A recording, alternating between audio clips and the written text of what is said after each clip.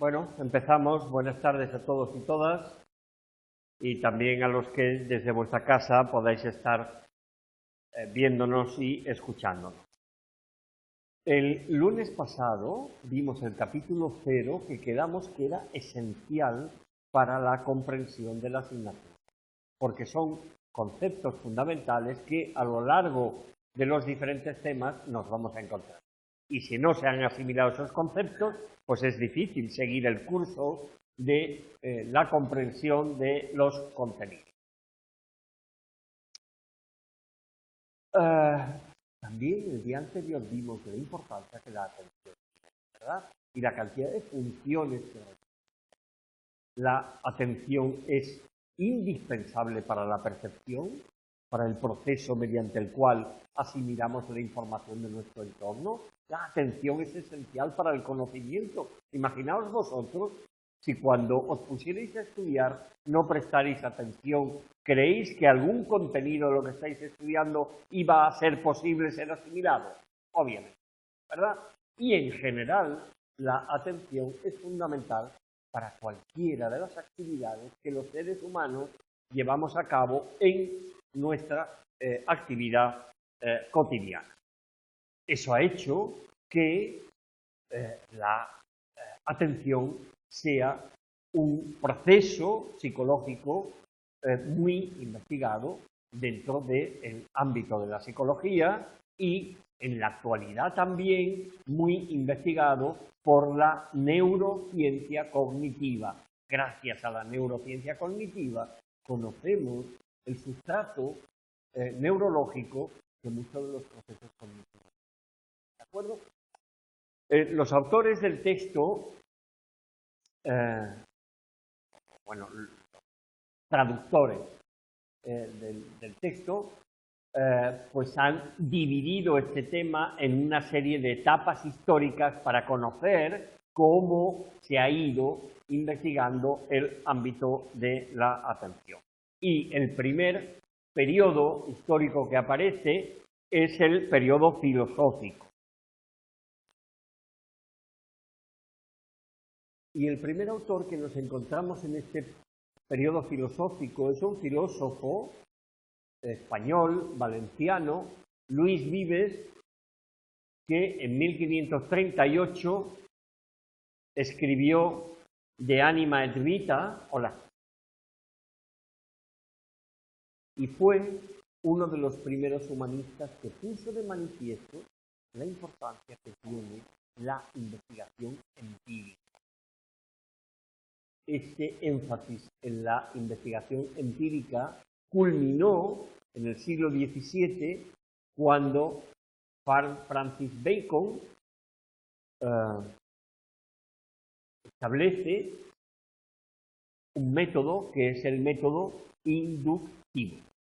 Dado el énfasis que Luis Vives ponía a la importancia de la investigación empírica, Watson, el fundador del conductismo, propuso que Luis Vives debería de ser considerado como uno de los antecedentes de la psicología científica.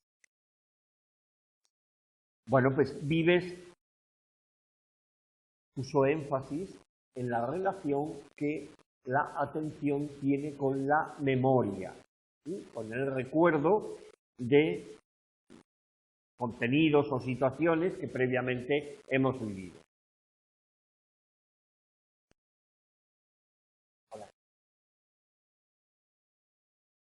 El siguiente filósofo es Malebranche, es un filósofo y clérigo francés que defendió la importancia que tenía la atención a la hora de mantener claras nuestras ideas. Esto fue copiado literalmente por Bohm, que definía la atención como el proceso que posibilitaba el tener claridad de ideas. Y Malebranche además propuso otro aspecto importante, y es que nuestra atención se va a incrementar en función de la importancia o cómo nos afecta. De modo que inicia sugiere una relación de la atención con la motivación. En el siglo XX, Jerome Brun propone el alto grado de relación que hay entre la atención y la motivación.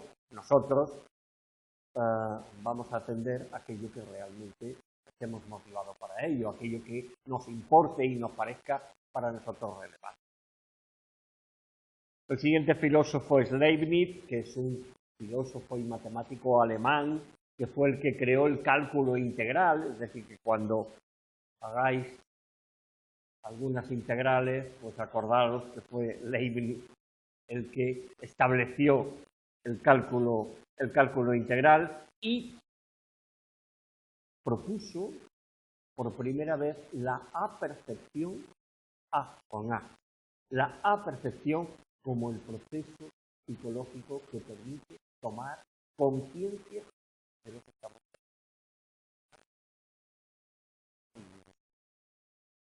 En historia, los que también estáis en historia, veis que para Boone también aceptó ese principio de que el principal componente de la percepción es actuar en el campo de la conciencia y tomar conciencia de lo que estamos haciendo.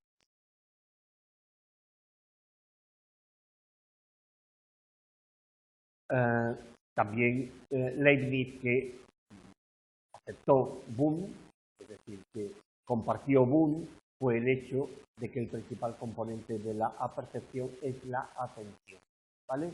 Y la atención puede ser pasiva, controlada por los estímulos, o puede ser activa, controlada por nuestra voluntad. Otro filósofo alemán, Herbart, propuso que la principal función de la atención es relacionar ideas nuevas con ideas que ya tenemos almacenadas en el cerebro. De modo que Herbart estableció una relación de la atención con el conocimiento.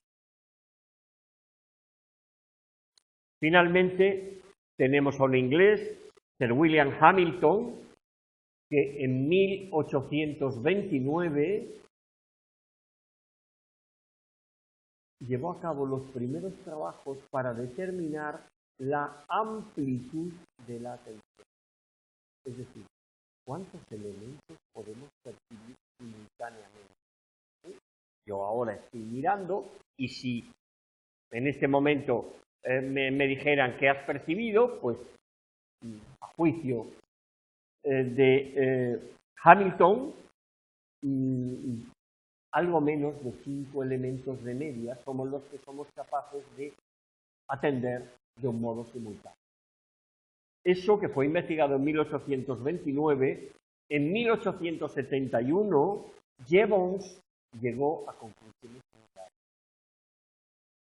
Y en su laboratorio de Heidelberg, Boone también llegó a conclusiones parecidas, que somos capaces de poder atender simultáneamente algo menos que 5 elementos.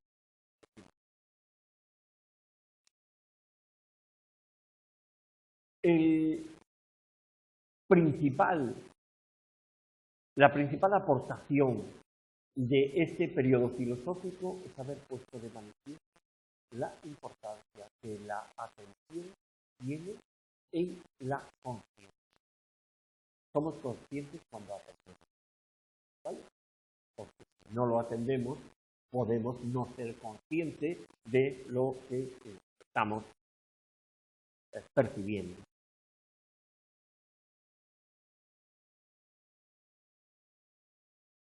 Periodo de 1860 a 1909. En 1860, bueno, anteriormente a 1860 hubo un fisiólogo alemán, Weber, que propuso la fracción de Weber, propuso una unidad de medida de las sensaciones, y todo eso fue recogido por uno de los principales fisiólogos alemanes, que es Theodor Berner, que en 1860 publica Elementos de psicofísica, que se considera el libro fundacional de la psicofísica. Y la psicofísica es la ciencia que trata de poner en relación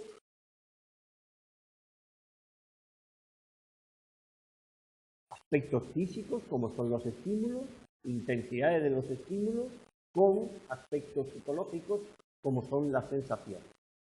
Y Berner estableció una ley mediante la cual, a través de una ecuación matemática, que ya lo veréis el curso próximo cuando hagáis psicología experimental, pone en relación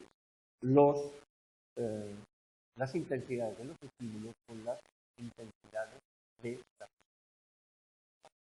Por tanto, en esta primera época, un primer aspecto importante es el hecho de la fundación de la psicofísica y todo lo que aportó la psicofísica al ámbito de la percepción, en el cual, obviamente, la atención es un componente importante. Wilhelm Wundt, aquellos que estudiáis historia, ¿quién fue Wundt? Se le considera como el padre de la psicología científica, porque fue el que fundó el primer laboratorio de psicología experimental en 1879 en la Universidad de Leipzig, en Alemania, ¿no? Y en esos laboratorios, Wundt se centró en investigar los componentes básicos de nuestra mente, de nuestra conciencia. Para Wundt, mente y conciencia son sinónimos, como son las sensaciones, son los y también estudió la apercepción que había propuesto Leibniz, cuyo componente fundamental es la atención. Y en el caso de la percepción, la atención está dirigida por nuestra voluntad. Es decir, cuando nosotros queremos dotar de significado algo, la atención está dirigida por nosotros, porque somos nosotros los que decimos esto nos interesa y por tanto quiero prestar atención.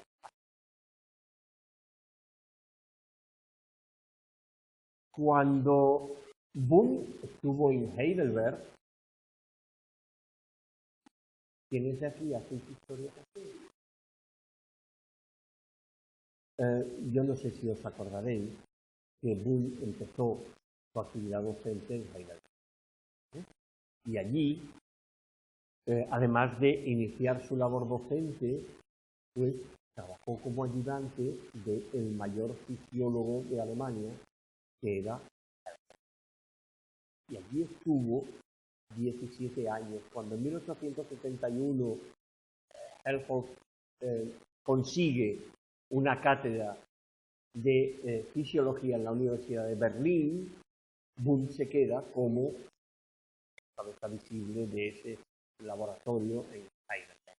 Bueno, pues cuando Wundt estuvo en Heidelberg, se interesó mucho por un fenómeno que un autor, Bessel, en 1822 había definido como ecuación persuasiva. Os pongo un poco en antecedente, os amplío un poco la información de aquí para que entendáis qué es lo que sucede.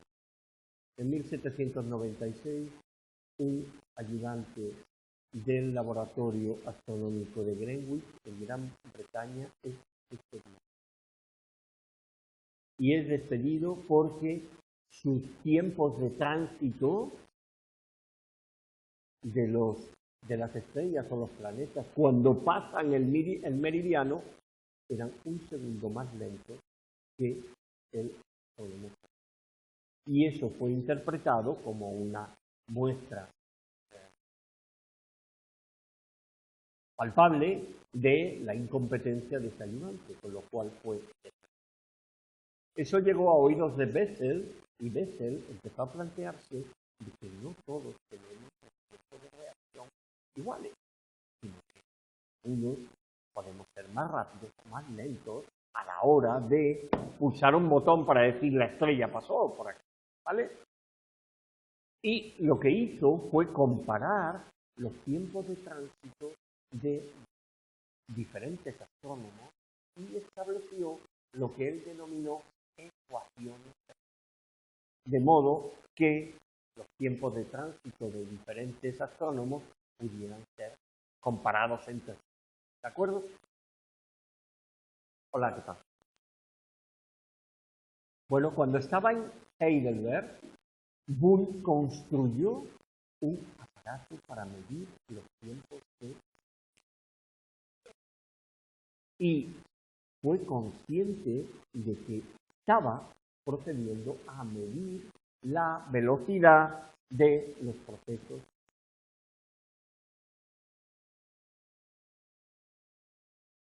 Y además defendió Boole que los tiempos de reacción son muy variables entre las personas. Después se conoció que los tiempos de reacción son variables intersujetos entre las personas e intrasujetos.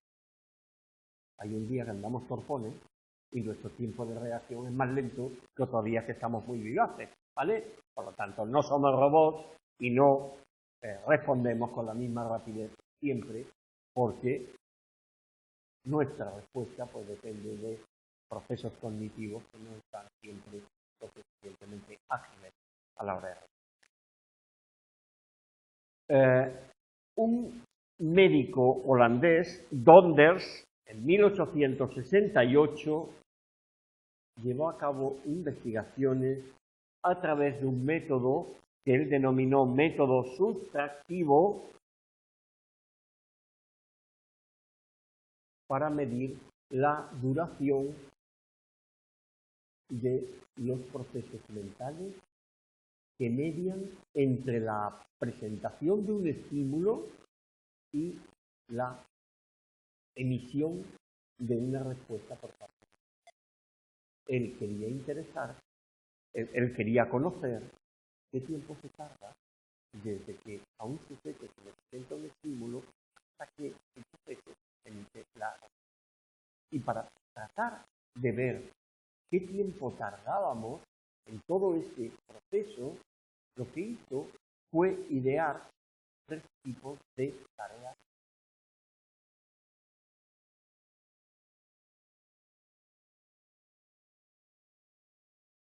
El primer tipo de tarea le llamó tiempo de reacción simple. Esta metodología de Donders creo que es importante que la asimiléis. Vamos, que tengáis una comprensión plena de ella, porque no solamente en esta asignatura, sino en otras asignaturas vais a volver a encontraros con Donders. Y por tanto, si ya desde el principio entendemos su metodología y las tareas, pues bienvenidas sean y lo asimilaremos con mayor facilidad cuando haya contenidos más profundos sobre la teoría. Bueno, decíamos que Donders estableció 3 tipos de tareas. Una tarea que denominó tarea A o tarea de reacción, de tiempo de reacción simple, ¿vale?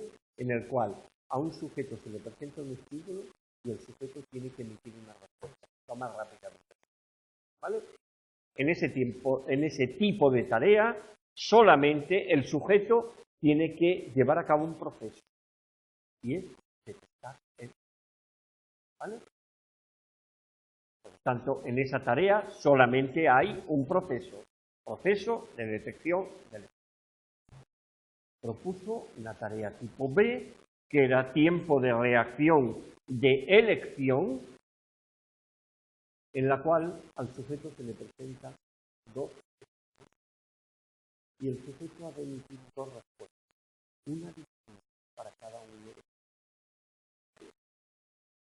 Si el estímulo que te presento es de color azul, pulsa la tecla de la izquierda, y si es de color rojo, pulsa la tecla de la derecha. ¿Vale? Aparecen 2 estímulos con 2 respuestas totalmente. Donders consideró que ese tipo de tarea implicaba tres procesos. Primero, detección del segundo, identificación del estímulo. Tengo que identificar si es azul o es rojo, ¿vale? Y el tercer proceso, selección de la respuesta adecuada en función del estímulo que yo haya percibido.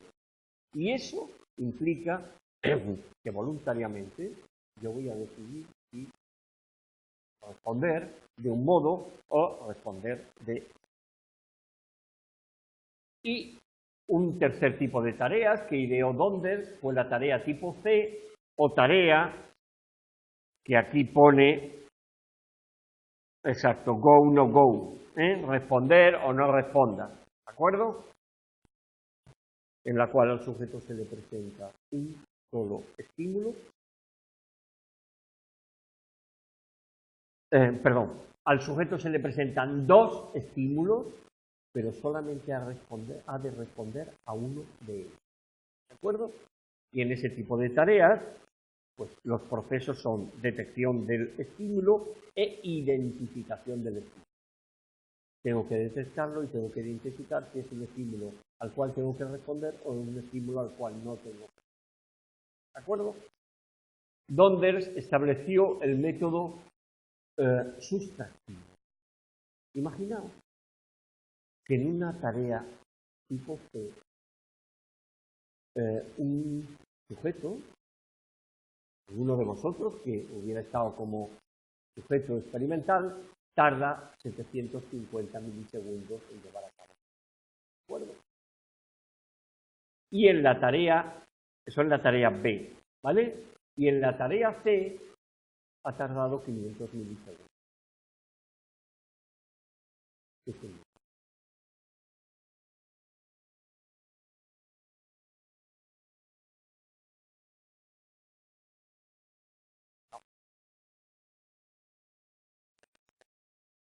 No. En la B ha tardado más que en la C. En la B ha tardado 750 milisegundos, ¿vale? Y en la C 500 milisegundos. Podríamos plantearlo de un modo distinto, que ha tardado 250 milisegundos en la selección de la respuesta, ¿vale? Si un sujeto ha tardado 500 milisegundos en la tarea C y ha tardado 300 milisegundos en la tarea A, ¿qué significa?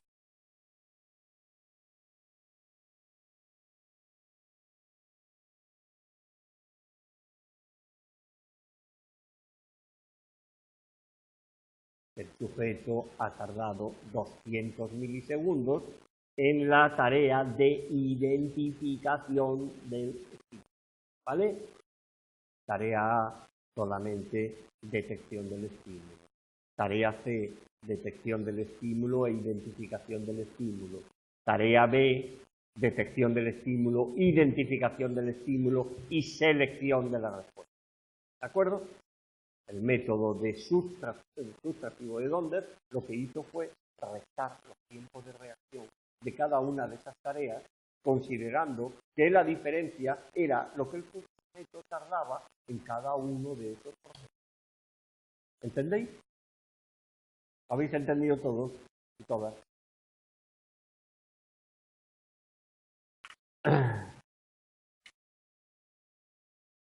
Bueno, seguimos en este periodo de 1860-1909. Exner en 1882 propuso que existe en los sujetos una predisposición preparatoria hacia los estímulos que se le están presentando al sujeto. Y unos años después, Lange, en 1888, propuso que esa disposición podía ser de dos tipos. Disposición perceptiva, en la cual hace que el sujeto se centre en los estímulos, dando lugar a respuestas lentas, moduladas por nuestra voluntad, o disposición motora, que hace que las personas se centren en la respuesta y tratan de dar las respuestas más rápidamente posible, del modo más automático y reflejo posible.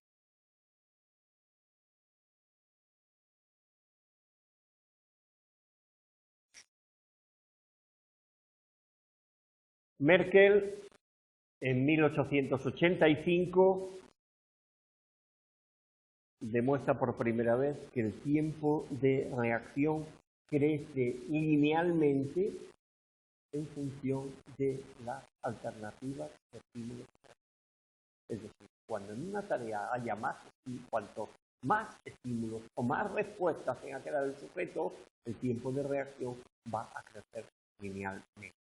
Y eso va a dar lugar en el año 1952 y 1953 a que apareciera una ley, la ley de Higgs-Hyman, que considera que el tiempo de reacción depende de la cantidad de información que el sujeto tenga que hacer. Cuanto más complejo sea el estímulo, cuanto más compleja en cuanto a la cantidad de información sea una respuesta, el tiempo de reacción de los sujetos va a ser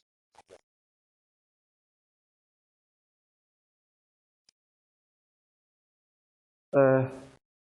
Hemos comentado alguna vez que Hermann von Helmholtz fue el fisiólogo más importante que hubo en el siglo XIX en Alemania, primero en Heidelberg y después en Berlín. Llevó a cabo investigaciones increíblemente fantásticas. Fue el primero en medir la velocidad de la transmisión de datos. En el siglo XIX no había los aparatos que hoy hay como para medir eso. Y fue el primero que midió la velocidad. Escribió un tratado de óptica y un tratado de audición en el cual fisiológicamente explicaba cómo se llevaba a cabo el proceso de la percepción visual o el proceso de la audición. Propuso una teoría del color. Propuso el principio de conservación de la energía. Nada se crea ni se destruye, sino que todo se transforma. Es decir, fue una figura eminentísima en el ámbito de la fisiología a nivel mundial. Bueno, en el ámbito de la atención, Helmholtz, siendo él sujeto experimental y utilizando un rudimentario taquistoscopio, que es un aparato mediante el cual visualmente se presentan estímulos, llegó a la conclusión de que cuanto más se atiende al estímulo, mayor es la rapidez en la percepción visual. Es decir, que la atención es un componente fundamental de la percepción visual. Bohm siguió muchos de los planteamientos que su maestro Helmholtz había planteado, y Bohm también considera que la atención hace posible que las ideas afloren a la conciencia, y Bohm,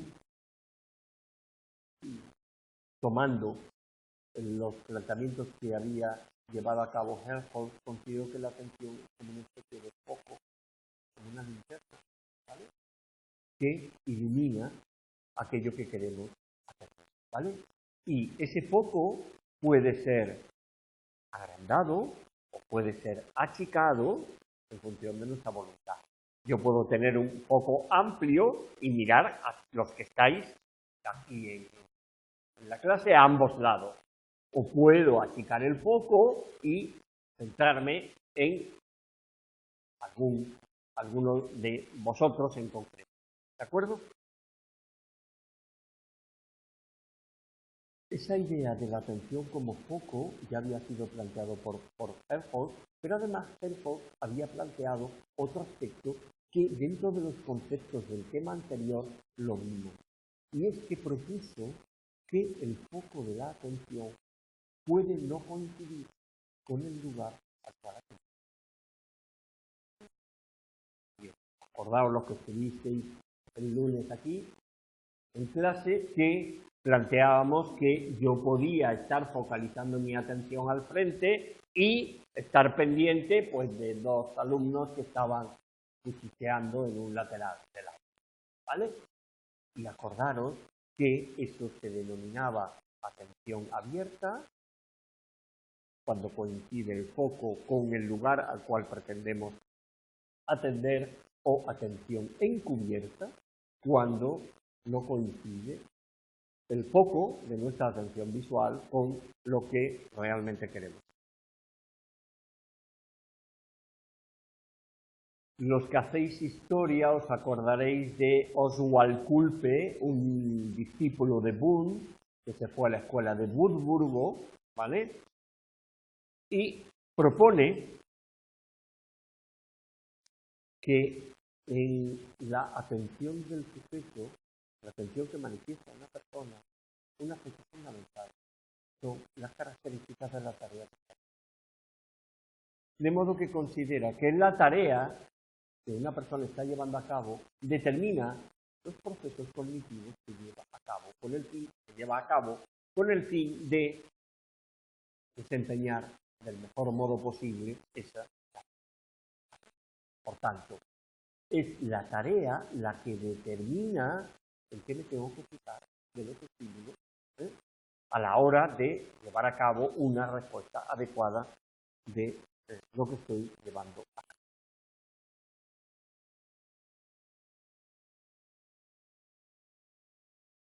William James es reconocido como el padre de la psicología americana. ¿Vale? William James compartió con Boone su concepción de que la atención era claridad de concepto, pero que mientras Boone se enredó con una arquitectura mental, donde había elementos que se conexionaban, que se asociaban, la función de la percepción y la atención, la síntesis creadora, es decir, toda una arquitectura mental muy compleja. Para James, lo único que le interesaba es que la atención es la que hacía posible que los seres humanos fuéramos capaces de captar aquella información que es necesaria para posibilitar nuestra adaptación.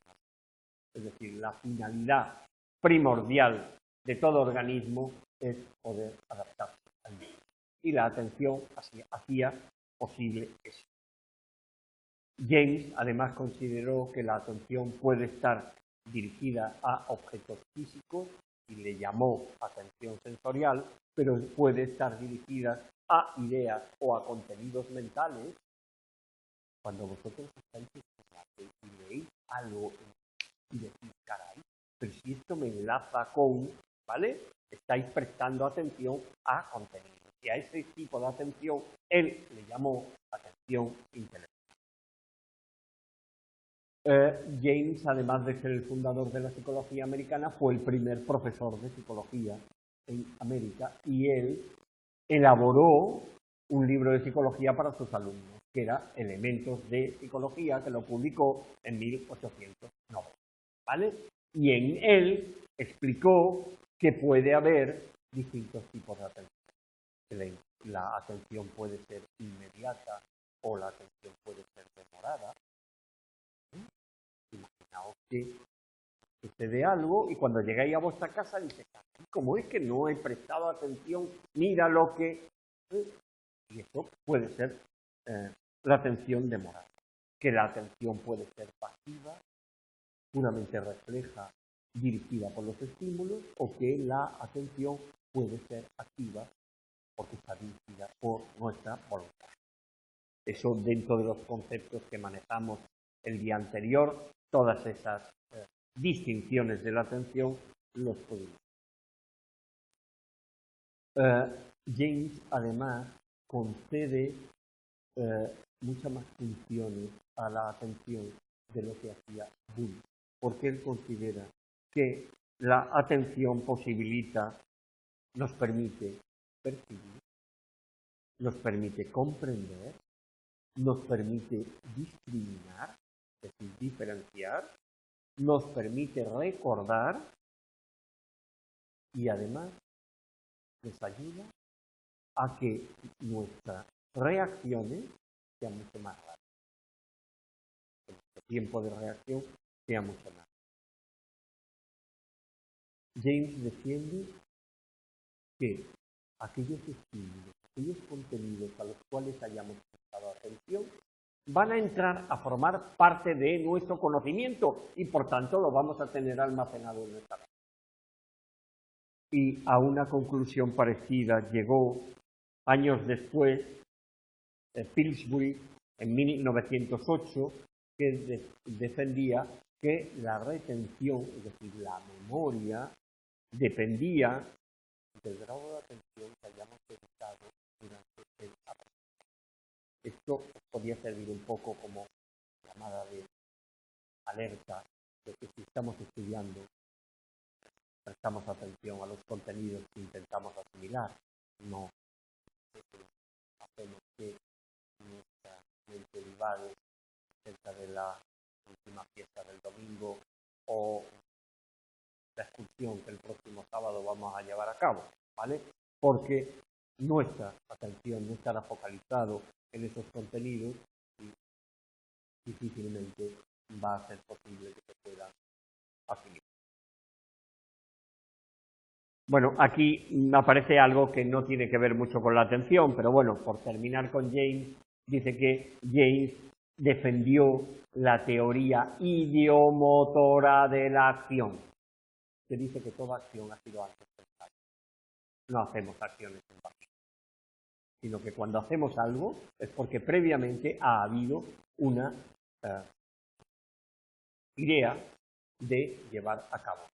Y él considera que el mero hecho de pensar en una acción puede servir de indicio para que se inicie esta.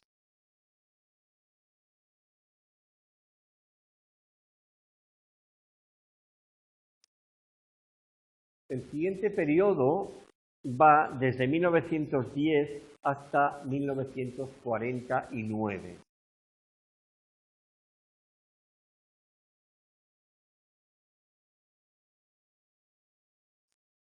El campo de la atención se había convertido en uno de los campos más fructíferos de investigación dentro de la ciencia. ¿Pero qué sucedió en 1913? ¿Qué pasó en 1913? ¿Perdón? En el ámbito de la psicología y además en Estados Unidos. En 1913 se funda el conductismo de la mano de y el conductismo propuso que la psicología ha de convertirse en una autoridad. De modo que la psicología solamente se podía ocupar de aquellas acciones del ser humano que fueran directamente observables. Con lo cual los procesos cognitivos que no son directamente observables no es que no existan, pero no forma parte del objetivo de estudio de una psicología que se ocupara la filosofía si quería, pero que la psicología se tenía que ocupar en la conducta humana. Y el conductismo se centró fundamentalmente en el aprendizaje, considerando que todas las conductas son aprendidas. Y de igual forma que las conductas son aprendidas, las conductas pueden ser desaprendidas, ¿vale? De modo que centró la investigación en los modos como adquirimos o somos capaces de desaprender determinadas conductas. Eso llevó a que procesos cognitivos como el de la atención, pues dejaran de formar parte de los planteamientos de investigación del conductismo. Sin embargo, hubo otros investigadores que no eran conductistas y en el ámbito de la atención siguieron llevando a cabo investigaciones.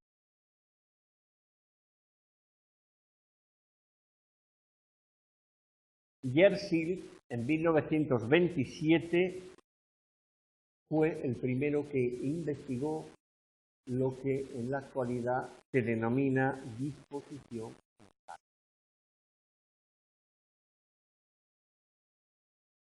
A finales del siglo XX hubo muchísima investigación sobre esta área, el tema de la disposición mental.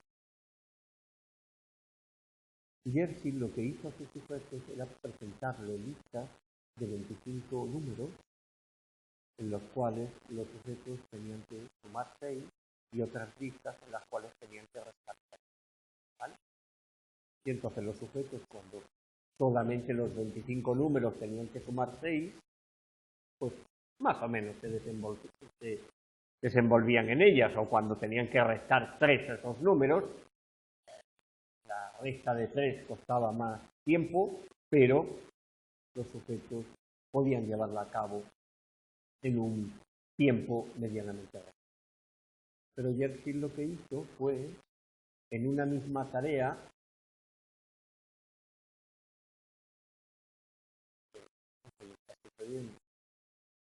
no sé si en vuestra casa, Prieto, me seguís viendo y escuchando.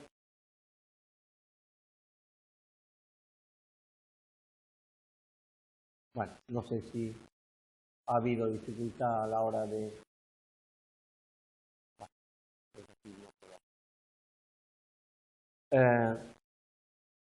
decíamos que se escucha mal.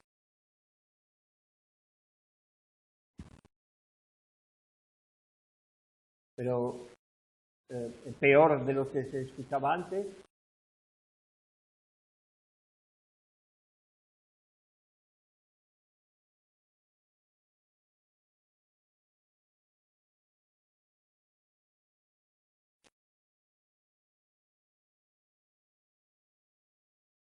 O sea, es un problema de sonido, ¿no?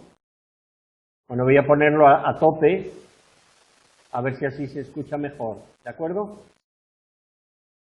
Bueno, decíamos que lo que hizo Yerkes fue presentar listas a los sujetos en los cuales tenían que en unas listas sumar 6 y en otras restar. Pero otra tarea de los sujetos era combinar, sumar y restar. Es decir, que a un número tenían que sumar 6 y al otro tenían que restar. Y Yerkes pudo constatar que había una disminución en el tiempo de reacción de los sujetos, el tiempo de ejecución de los sujetos, porque se producía un coste de cambio de tarea. Es decir, si mi mente la tengo preparada de que cada estímulo, a cada número, le voy a tener que sumar 6, ¿vale? Yo cojo carrerilla y ya sé que lo que tengo que hacer es sumar 6, ¿vale? Y ya no tengo que cambiar. Pero si yo en una lista tengo que sumar 6 y al siguiente número tengo que restar 3 y al siguiente sumar 6, tengo que mi disposición mental cambiarla de sumar a restar. Y eso supone un costo de respuesta. Os decía antes que a finales del siglo XX hubo mucha investigación sobre los efectos del coste de respuesta. El hecho de una persona estar llevando a cabo una actividad y que tuviera esa actividad que simultanearla con otra, hacía que el ir cambiando de una estructuración de la tarea distinta conllevaba lo que se denomina un coste por cambio de tarea.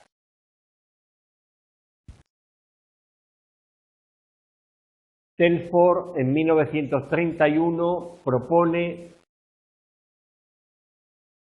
el periodo refractario psicológico.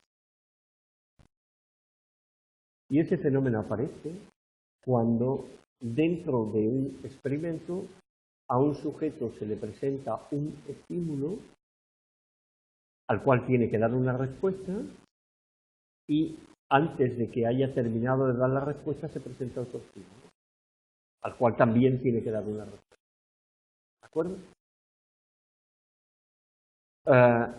En la medida en que el sujeto no ha terminado de procesar el primer estímulo, para emitir la respuesta a ese primer estímulo, se produce el periodo refractario psicológico. Nuestra mente dice que el estímulo segundo lo voy a poner en stand-by hasta que haya terminado de resolver el primer estímulo. Y cuando ya termine con el primero, ya me pondré con el segundo. ¿De acuerdo? El periodo refractario psicológico depende de el intervalo de tiempo que haya entre la presentación del primer estímulo y la presentación del segundo. ¿Vale? Y a ese intervalo de tiempo entre ambos estímulos se le llama SOA. Por tanto, el periodo refractario psicológico depende de la SOA, del tiempo entre la presentación de un estímulo y la presentación del otro estímulo. Stroop, en 1935, ideó un procedimiento que se conoce como efecto Stroop, que de hecho una de las prácticas de esta asignatura es el efecto Stroop, y que tenéis que asimilar. Y no sé si habéis visto que ya colgué el plan de acción tutorial donde vamos a dedicar el 30 de abril a orientar y resolver las dudas que podáis tener acerca de las prácticas de la asignatura, en la cual 4 preguntas sobre ellas van a aparecer en el examen. ¿Vale? Decíamos que Stroop propuso, ideó un procedimiento que se ha conocido como efecto Stroop, en el cual lo que hacía era presentar a los sujetos palabras de colores, palabras referidas a colores, y o bien puntitos de colores, o bien X de colores. Bueno, vamos a olvidarnos de los puntitos y la X porque ahora no nos vienen nada.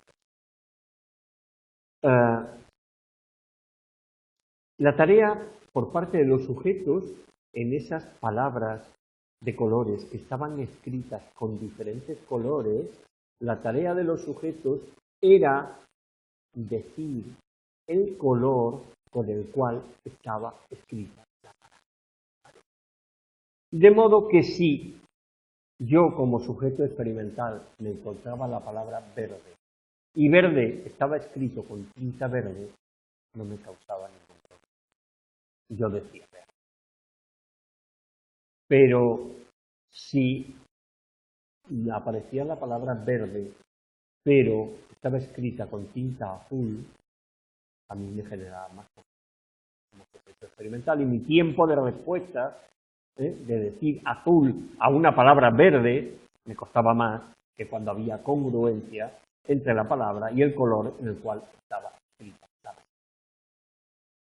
El efecto Stroop aparece por el conflicto que se produce en los sujetos entre una tarea, que es la tarea controlada, a la cual tienen que prestar atención, de la cual han de ser conscientes, que es la de indicar el color con el cual está escrita una palabra.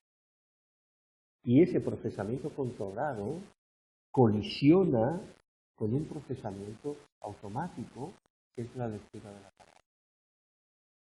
Si hay congruencia entre la palabra y el color, no hay ningún problema. Pero cuando haya incongruencia, el sujeto va a tener dificultades, como ya lo veréis.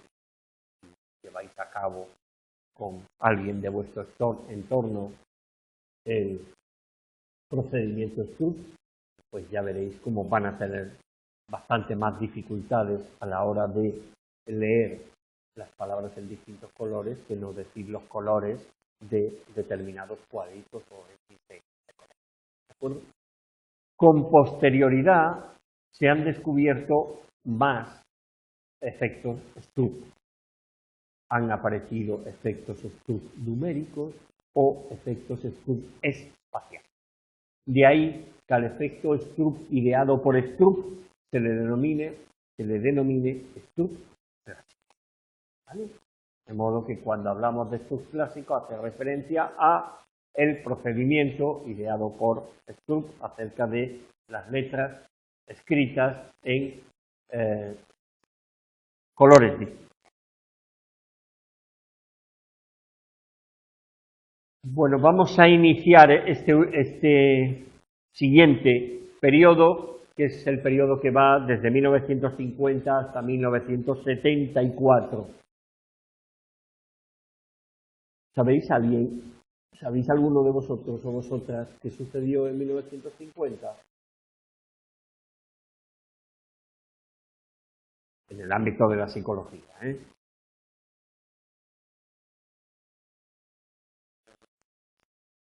Resulte,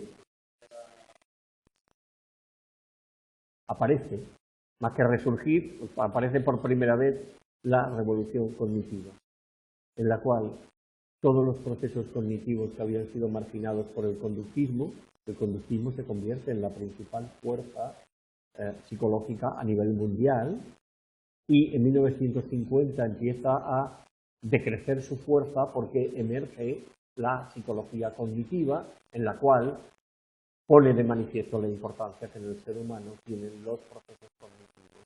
Y se empiezan a estudiar esos procesos cognitivos desde el marco teórico del procesamiento de la información. El marco teórico del procesamiento de la información es un marco teórico que surgió en los 50, en las cuales se ponía de manifiesto que el ser humano, al igual que otros procesadores, que los ordenadores que ya estaban por ahí, que en aquella época se le llamaba cerebros electrónicos, pues el ser humano también era un procesador de información. Y la psicología cognitiva utilizó como metáfora la metáfora del ordenador, considerando que nuestro cerebro actuaba igual que actuaba un ordenador. ¿Vale? Además de los años 50 aparecer la revolución cognitiva, también hubo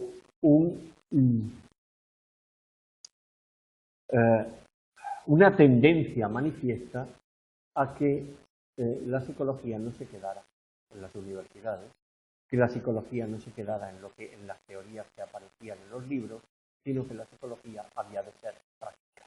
Y la psicología había que llevarla a la calle, ¿vale? Y por tanto hay una mayor reactivación de la psicología aplicada. No solamente la psicología básica que investiga, sino la psicología aplicada, que lo que hace es llevar a los distintos ámbitos de aplicación lo que la psicología básica había descubierto.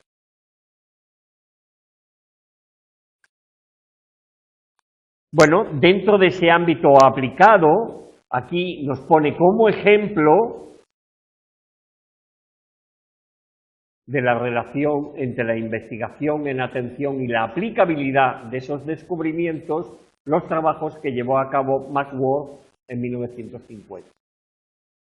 Y fueron trabajos sobre el mantenimiento de la vigilancia, es decir, la atención sostenida. ¿Cuánto tiempo somos capaces de estar atentos, concentrados en una tarea? ¿Vale? Y él ideó pues una prueba que era un reloj, no un reloj convencional, ¿vale? De esos que cada hora tienen 60 minutos y cada minuto tiene 60 segundos, ¿vale? Sino que ideó otro tipo de reloj medido en minutos arco. Con lo cual el movimiento de la aguja era muchísimo más lento que el movimiento de una aguja de un reloj con minutos hexagesimales, ¿no? Bueno, ese reloj que construyó se movía a pasos de 12 minutos de arco, ¿vale? Pero de un modo predeterminado, en un determinado momento pasaba de 12 a 24 minutos de arco. Y la tarea del sujeto era pulsar un botón cada vez que veía que el minutero había avanzado el doble de lo que habitualmente avanzaba. ¿Estáis siguiendo? McWorth en su investigación puso de manifiesto que después de la primera hora de vigilancia, de tener ahí a una persona mirando a ese reloj, que además un reloj convencional cada minuto se mueve 6 grados. Un reloj de arco cada minuto conlleva 0,20 grados. Imaginaos lo poquito que es, y las personas que actuaban como sujetos experimentales tenían que estar con ojos como búhos, viendo a ver cuándo aquella aguja se movía lo que se movía habitualmente o cuándo daba un doble salto y se movía el doble. Magsworth, en su experimentación, dijo que sus sujetos experimentales, después de una hora de estar manteniendo sostenida su atención, decaía su eficacia a la hora de detectar los movimientos. Es decir, que más de media hora con una atención focalizada, los sujetos no lo podían. Eso también os puede servir a vosotros un poco, en vuestra actividad de ir aprendiendo conceptos. Yo lo hablaba esta mañana con una persona que le trataba de explicar que cada uno tiene que adecuar su modo de estudiar en función de la velocidad de procesamiento de la información y el modo con que procesa de un modo exhaustivo. Ahora lo explico mejor. Dejadme usar. Hay personas que son personas que se sientan en la mesa donde tienen que estudiar y a los 5 minutos ya están procesando la información, ¿vale? Y por tanto son personas que tienen un procesamiento rápido y son personas que 5 o 10 minutos ya están procesando información. Pero hay personas, como la persona con la cual he hablado esta mañana, que tienen un procesamiento mucho más lento, es decir, un tipo de procesamiento más lento. De modo que hasta que no ha estado media hora sentado, pues no empieza a procesar adecuadamente la información. Personas que funcionan así en los periodos de estudio, es mejor que esa primera hora se lleven a cabo actividades que no conlleven mucho esfuerzo intelectual. Hacer resúmenes, hacer esquemas, repasar, ¿vale?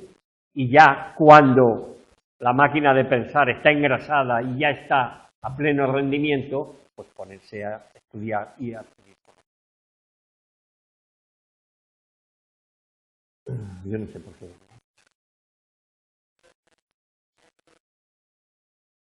Ah, vale, gracias. Os lo decía por el hecho de que ya Magsworth puso de manifiesto que después de media hora de atención concentrada, nuestra capacidad de atención decrece y por tanto no tenemos la misma capacidad. Bueno, lo vamos a dejar aquí. Estamos en la página 50.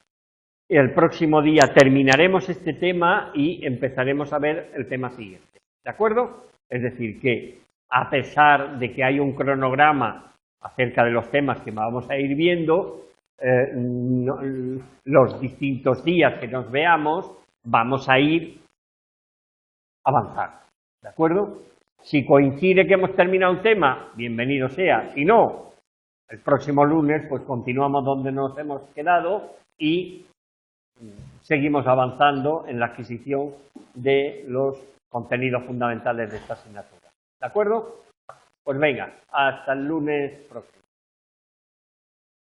Aquellos que tenéis historia, pues en 5 minutos volvemos a vernos y volvemos a ver los contenidos de la asignatura.